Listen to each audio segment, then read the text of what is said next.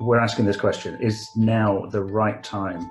Is now a good time to read the Bible? So I'm going to lead us through that and see what John and Dan think about that. See what they can say about that. So I suppose we'll start off with thinking about what you need to be motivated to do something like read the Bible. It's not a small task. At the moment, in the current crisis, there is the most brilliant work happening by scientists and researchers to try and develop a vaccine for something like COVID that often I think will be motivated out of really, really good motives, and it is a quite incredible, when it comes, and I'm sure it will, is an absolutely incredible human achievement. But equally, at the same time, maybe if this happened maybe a couple of weeks ago, you get some quite selfish actions as well. Things like when it was clear that the lockdown was coming, there was a lot of this kind of panic buying that people did, which in one sense is you can understand why people do it, but it actually hits the core of society. It gets right back to the point or the question of, why are we here in the first place? What is the point of all this? What is the meaning of existence, of life, and life that ends in death? And seemingly that's it. And actually, the Bible is so the different parts of the Bible is that they're so honest again on this. They spell it out in such a sort of raw fashion. So, for example, the book of Ecclesiastes in the Old Testament, one of those wisdom literature books of sort of ancient Hebrew wisdom, which is a terrifically up-to-date piece of literature. It's incredible.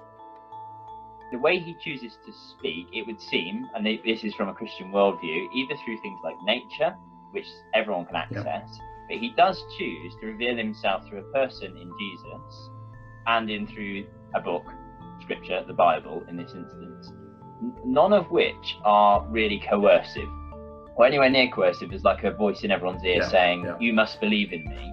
And I think that the reason that might be the case is because it's very rare that coercion and love are sort of, you ever find them together. If you think about a coercive human relationship, it's very rare that there would be true love involved, because by its nature, someone has a very obvious coercive power over the other.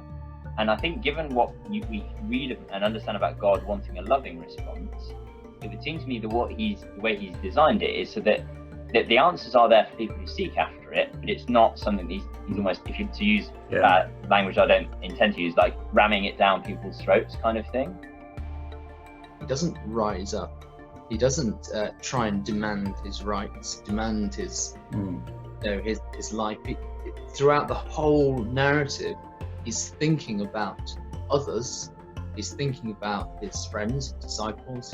He's thinking about those who are crucifying him by saying, "Father, forgive them.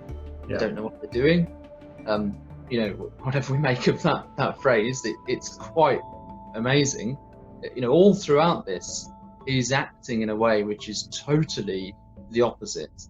And so this moment in history, this historical event, which is, it's all it is. It's man being executed by the Romans all the time.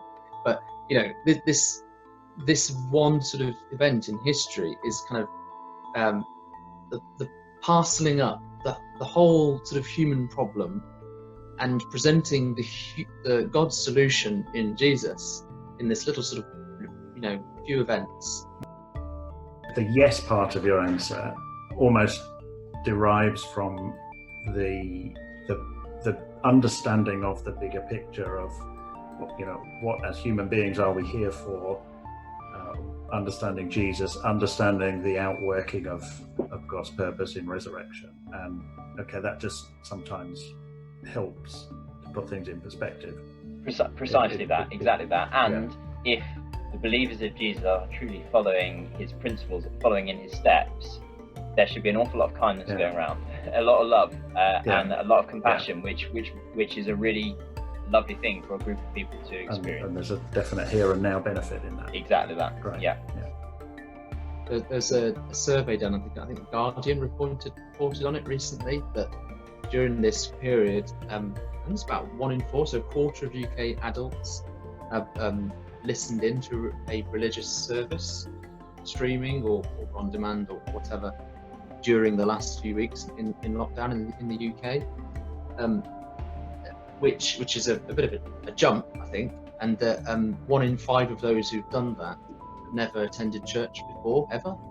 That's interesting. It's a fascinating sort of survey, and I guess, you know, more surveys on that might be useful because it's perhaps just one, but what that just showed to me was something really interesting, that perhaps intuitively people in a situation that is, well, it's a bit stressful, it's a bit worrying, it's unnerving, it's frankly quite scary, that, you know, everything